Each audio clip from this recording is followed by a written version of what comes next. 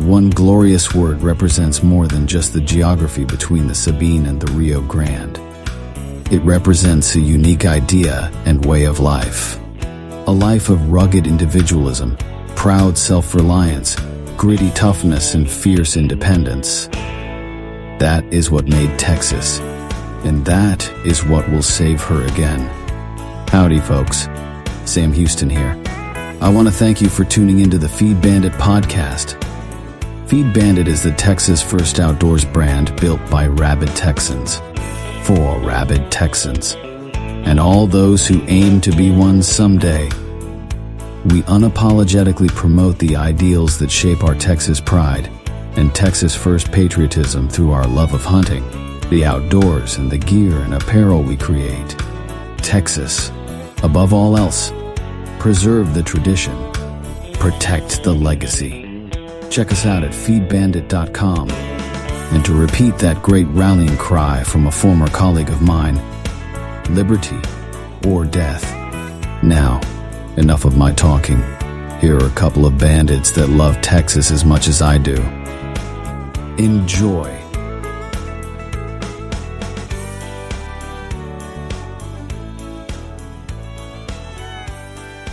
Howdy, friend. Welcome back to the Feed Bandit podcast. Jimmy back with you. And on this one, we're going to have another little potpourri type episode where I talk about a few different articles and points of interest that I've found pertaining to Texas and the outdoors and hunting. But first, let's talk about Texas history. All right, let's see. At the beginning of July in 1911, Alfonso Steele, one of the last remaining San Jacinto veterans, dies. 1911.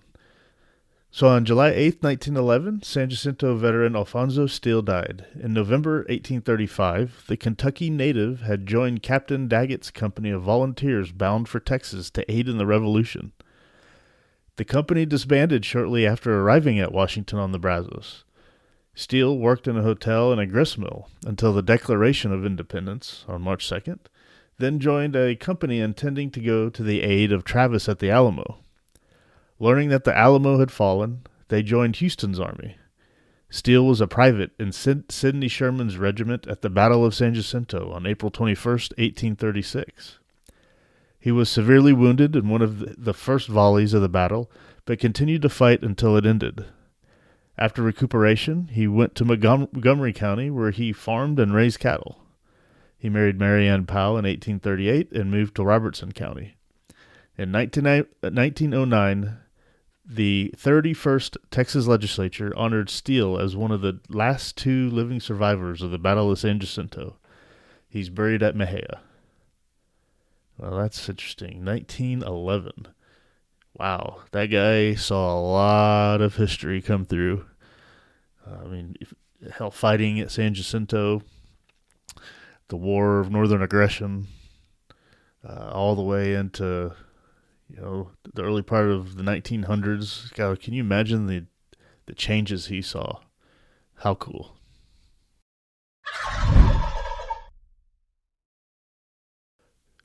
Okay, well, there's a couple of articles that I thought were of interest regarding deer, and another one regarding cattle and deer. So the screwworm, I don't know if you've heard about this. It's coming back evidently. Screwworm raises concern for deer, cattle, and more. Both these articles are in our favorite publication, the Lone Star Outdoor News. Highly recommend getting a membership to that, a subscription. This one says, the New World screwworm is more than an old world problem, with the parasite being found less than 770 miles from Texas's southern border and on the move. Borders can't stop it, and some expect its arrival in Texas by late summer. All right, well, what does that mean? According to Spring Creek Outdoors wildlife biologist Macy Ledbetter, the gold standard, quote-unquote, treatment for eradication is releasing sterile male flies. Quote, however, there are no such facilities in Texas or even the U.S. for such production, and we may be out of time to create one, Ledbetter said. That's great. The screwworm is more than a livestock disease. Quote, the screwworms will negatively impact any animal that bleeds, all mammals, humans included, Ledbetter said. Well, that's a little disconcerting. According to the U.S. Department of Agriculture, the fly larvae, or maggots, burrow into the flesh of a living animal and can cause serious and often deadly damage. It can infest livestock, pets, wildlife, occasionally birds, and in rare cases, people. The last time screwworms were in Texas, it took 700 million sterile male flies dropped from airplanes, 700 million per week for 20 years to eradicate them. Wow. Other suggested options include adding the medications ivermectin, cytoctin, and Dectomax to wildlife feed. Ronald Eckel with Lissy and Eckel Feeds said the sterile insect technique isn't a viable solution at this time. And he says, the USDA facility in Panama, established to create a barrier for the screwworm to move from South America northward, is the only facility producing sterile flies, he said. He continues, early implementation is most effective and outbreaks expand quickly without the technique. Well, they're making this sound really scary. Federal legislation called the Strengthening Tactics to Obstruct the Population of Screwworms, Stop Screwworms Act. God, isn't it hilarious how they name bills, and it makes you wonder, what comes first, the chicken or the egg? Is it the name of the act, and then they try to apply words that each letter stands for that somewhat make sense? So the Stop Screwworms Act, introduced by U.S. Senators John Cornyn, Ted Cruz, Ben Ray Lujan, and Congressman Tony Gonzalez from Texas. As a lifelong resident of Texas, this one hit home for me, said Corey Mason, Wild Sheep Foundation's Executive Vice President of Conservation. I recall the horror stories from the last outbreak back in the 1960s. We'll hope they tell us about some of these horror stories. The act would authorize funds for and direct USDA to begin construction on a new sterile fly production facility to combat the outbreak. Eckel also recommends a quick push to add medications called macrocyclic lactones, and specifically ivermectin, cytoctin, and Dectomax. Ivermectin is effective at killing early-stage larvae of the screwworm fly once they infest a host. Ivermectin is absorbed and concentrated in skin and tissues, which help kill larvae feeding on the host, he said. According to a study published by the National Institutes of Health in 1985, protection lasts about 1 to 2 weeks in cattle, depending on the dose. Cytoctin can provide protection for over 3 weeks, Eckel said. Eckel believes Texas livestock feed manufacturers can help provide a solution. We've used a dry ivermectin premix in the past, he said. My proposal is to add an ivermectin premix to all forms of livestock and wildlife feeds. Of course, there is one problem. A dry ivermectin premix is not available to feed manufacturers in the United States. The USDA has access to a dry premix for their fever tick control program, but this premix is not available commercially. Well, why not? Is that the federal government standing in the way? Quote, we need prompt FDA and USDA authorization to use the dry premix to take critical step forward in protecting our livestock and wildlife. Well, there you have it. So the FDA and the USDA are preventing it from happening. Of course they are. Eckel said, widespread use of ivermectin can reduce survival rates of larvae, limiting new adult flies from emerging. Broad use of ivermectin in livestock and wildlife may help reduce the population of the New World screwworm fly, but on its own, it's unlikely to completely break the life cycle or eradicate the fly. Nonetheless, it is our most effective tool at this time. All right, federal government, if it's that big of a deal, get out of the way. As I've said on here many times, nothing gets in the way quicker, faster for preventing good outcomes than the U.S. federal government. And it sounds like with that New World screwworm fly, that it can be a really kind of nasty pest. It makes you wonder, though, why are these all of a sudden, coming up? Is there something going on with the animals or the livestock themselves, where maybe Is it affecting free range, livestock as much as those that are under maybe more limited ranges? There's probably a lot of other factors that go into this thing that they don't really get into detail about in this article, at least. But it just goes to show, you gotta stay on top of this stuff, I guess. I don't know really anything about Screwworm, as you can probably tell here, but I thought that might have been of interest to some of you folks out there. If you're, just trying to maintain a deer herd, cattle, whatever, something to be aware of. No doubt you probably are.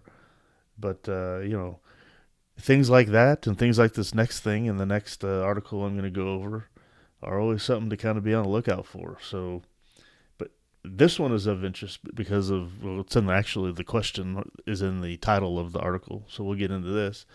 Is live animal testing causing spread of chronic wasting disease?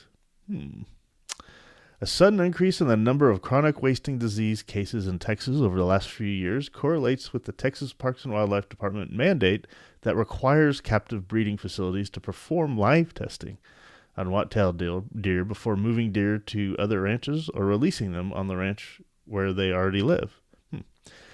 Could the live testing be partially to blame or to blame? I don't know. Research suggests that may be the case.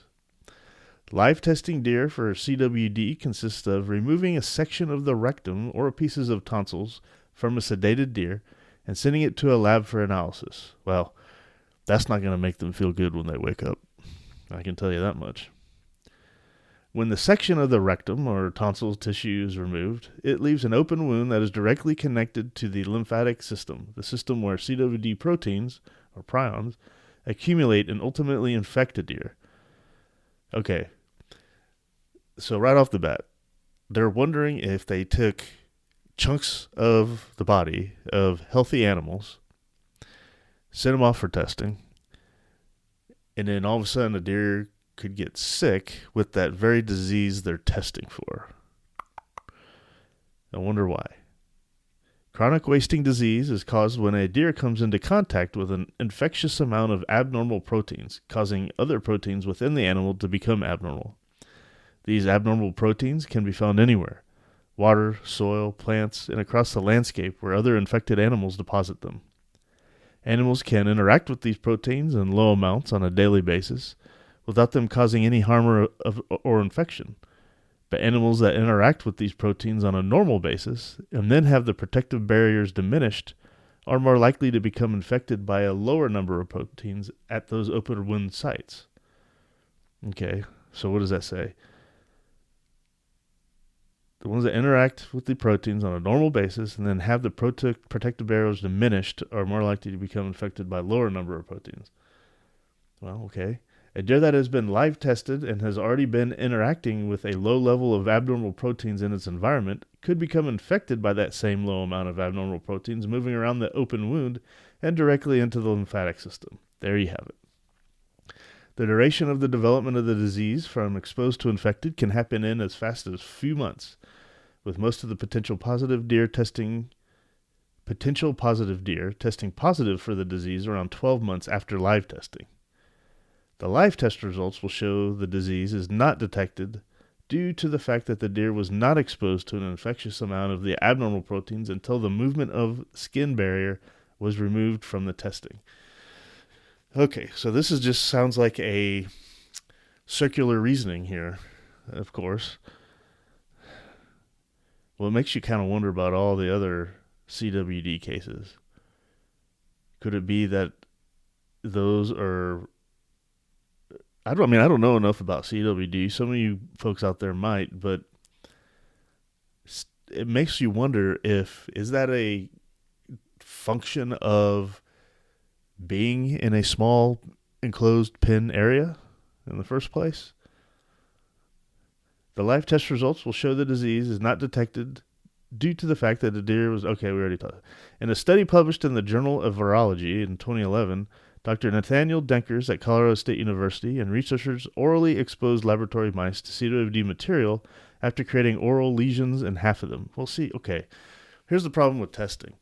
They're creating a lesion, which is abnormal, and then they're injecting or exposing that mice in that lesioned area to whatever it is, the diseased flesh that they're trying to test them with.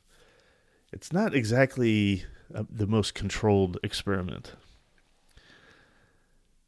All 100% of the mice with oral lesions tested positive for CWD, while the other half of the mice with no lesions all tested not detected through the duration of the study. Well, that's not surprising. Why would that be surprising? While environmental contamination almost surely plays a role in CWD transmission, prion or abnormal protein concentrations in excretions, soil, and the environment are very low, the study concluded. The results of the present study may help explain how low concentrations of environmental prions may be able to transit mucosal barrier to initiate infection in foraging cervids and perhaps in other species. The majority of new cases of CWD in Texas deer are within captive breeding facilities that have never been exposed to other CWD-positive animals. Well, doesn't that kind of tell you something about captive breeding? That perhaps, I'm not making a stand one way or the other for or against it, but it does seem to tell me that deer that are in these enclosed captive breeding facilities perhaps do not have the ability to build up the best level of kind of health and immunity and whatever else, and that they're probably not able to forage like they should, browse like they should be in the natural, in the wild. Maybe they're eating, some sort of processed feed of some sort, all the time rather than being able to browse all day and stuff. I don't know. I'm not a genius, but I'm guessing maybe that has something to do with it. Within that group, new CWD-positive animals have been live tested and disease not detected within the previous 12 months, indicating the proteins most likely entered the system after or at the time the section of rectum or tonsils was removed. Whoo-wee, no joke. The abnormal proteins then had enough time to replicate and accumulate in the lymph nodes and or brain to be able to be detected by lab testing after death, indicating a positive deer. The first CWD-positive captive deer in Texas was found using standard testing protocols, which require a sample to be removed from a percentage of deer that died in captivity and sent to the lab for testing. This protocol worked. Since then, additional testing requirements, including mandated live animal testing, have been adopted. Mandated live animal testing could be having unintended repercussions, research suggests, if creating wounds in the lymphatic system is causing infection in animals that wouldn't have been infected otherwise. We must evaluate the benefits of live animal testing. I think it's pretty clear cut to me. I don't know about you, dear listener, but that at least sounds pretty obvious. What is the solution, since the other approved testing method involves killing the deer to find out whether it has the disease or not? See here, okay. But why would you kill a deer? To find out if it has a disease or not? Are you not looking at the deer? Aren't there other outward signs that maybe the deer has this disease you're talking about? Otherwise, why would you kill the deer? And I'd love to know, what has this deer been fed its whole life? What has been its environment? Where has it lived? All these sort of things. That's what would be more interested. I would be interested in knowing. The answer could come through less invasive live testing methods, particularly blood tests. However, these are still in the development stage and not yet approved by the USDA. Of course they're not. Got to wait for the USDA for everything. Following the science is imperative in this process, and wildlife management decisions at all levels must be based on the real science and data if we're going to learn to live with and manage CWD in Texas. What I would have liked to heard out of that article is more about what is the cause of CWD? Not just testing a deer and figuring out, is it getting this so-called CWD after a live animal test? And granted, listen, you might have known or heard or whatever the prevailing hypothesis is as to what a deer that has CWD, how that happened. What's the cause of this disease? But whenever I read a lot of this stuff, it's always about treating symptoms or preventing this so-called disease from happening. But with some sort of chemical or destruction of animals, or limiting the number of animals next to each other, and which maybe that's the problem. There you go. I mean, I don't know, but I would love to more understand, and maybe I'll look up some articles so that we can figure this out. Love more understand what the hypothesis is as to the actual cause of this disease, and I would be willing to bet it has something to do with us, with perhaps a certain size of enclosures that animals are in, the number of animals in certain enclosures, and the amount of nutrition that animal gets within that enclosure. Something to that effect. It's got to be environmental like that. So we get down to the root of that. That could be where the education comes in. You have deer, and you have a certain number of them. Maybe you don't want to high fence 10 acres or something if you have too many deer, or something like that. I don't know. That's just me. That's my ignorant self, guessing, speculating, or whatever you want to call it on this whole subject of the CWD.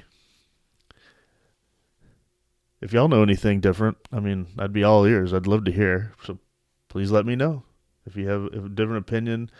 Remember, I fully admit I am speaking from a position of ignorance on this.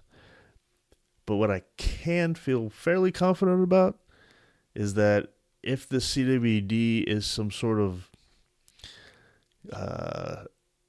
mystery disease or something, I'd be willing to bet it's because of environmental kind of issues and things of that nature that probably we humans have placed on certain populations of deer, and maybe we've gotten them used to not eating their proper nutrition, which I think is very easy to do with deer.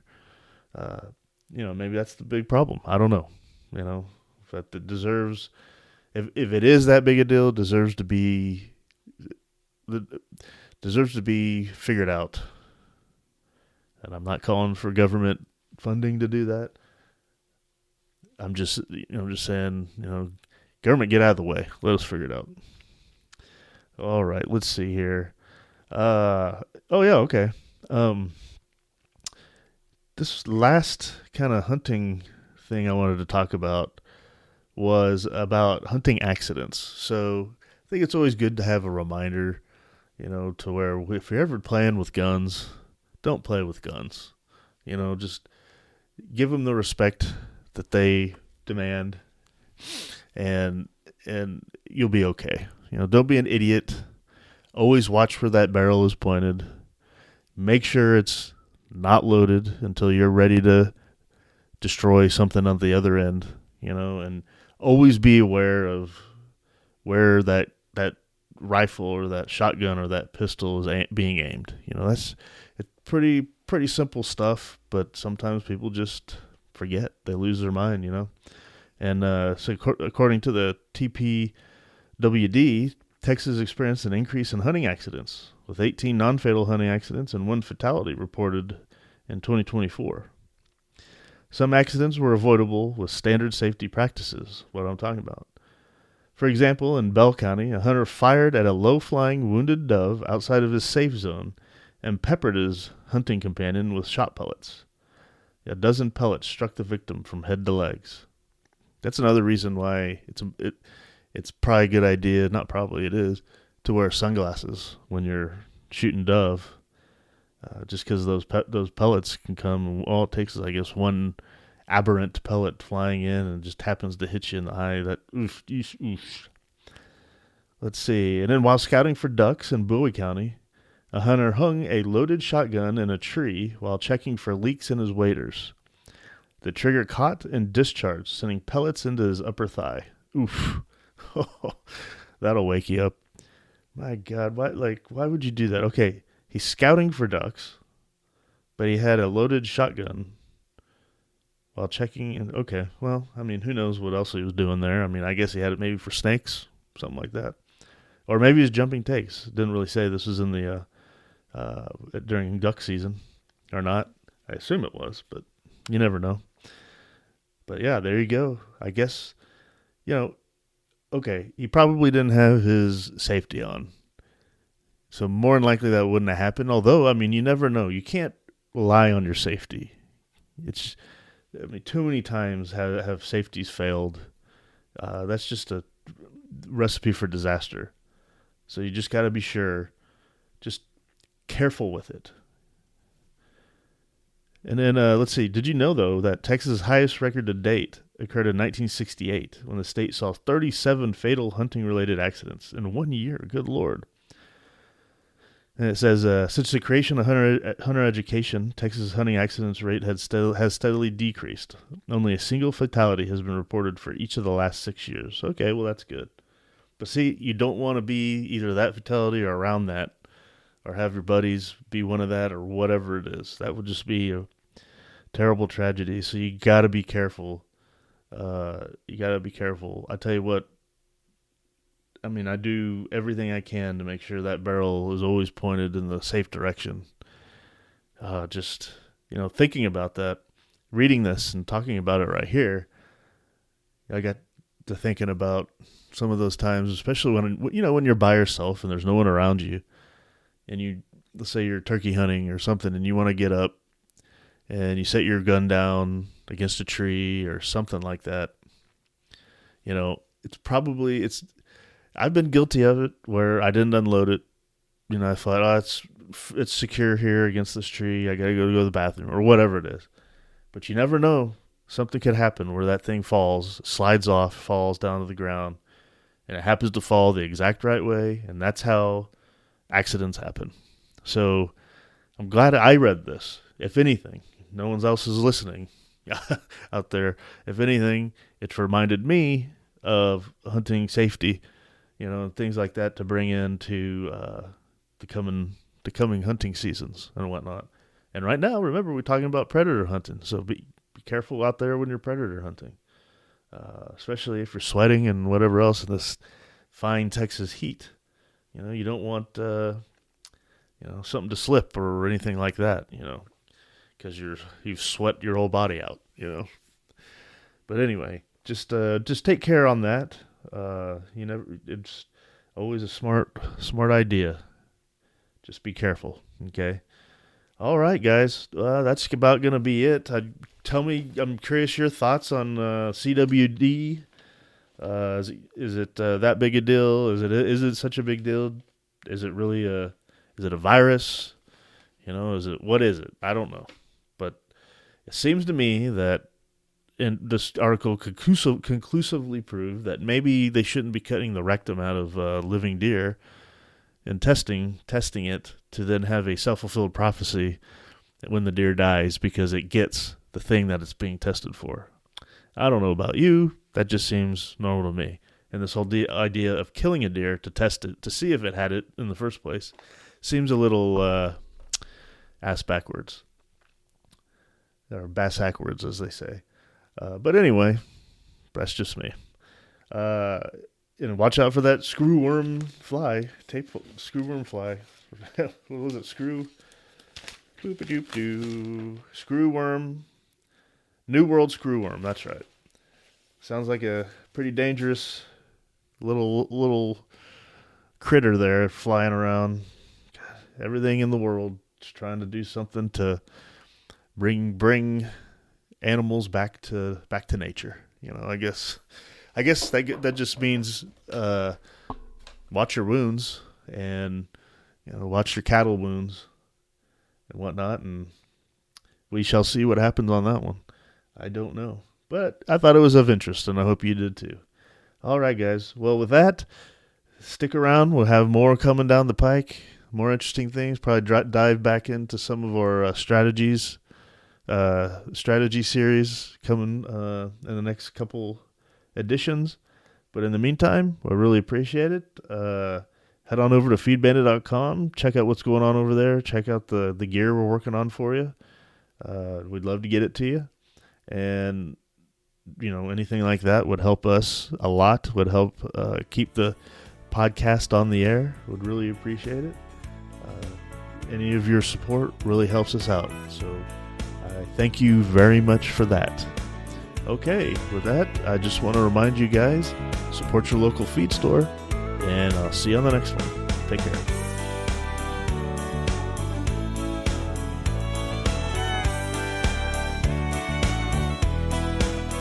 Well, I hope the bandits gave you an interesting episode that either entertained or educated you. Or better yet, both. Hell, I told them this podcasting thing looks harder to do than defeating Santa Anna. So if you would, please help them out by sharing it with all your like-minded friends to help the bandits get the word out.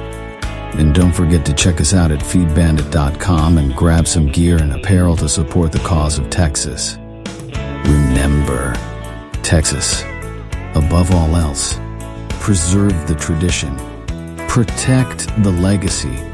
Finally, as I said some time ago on the eve of the great battle, and I vigorously repeat here again, be men, be free men, that your children may bless their father's name. Well, fellow bandit, until next time.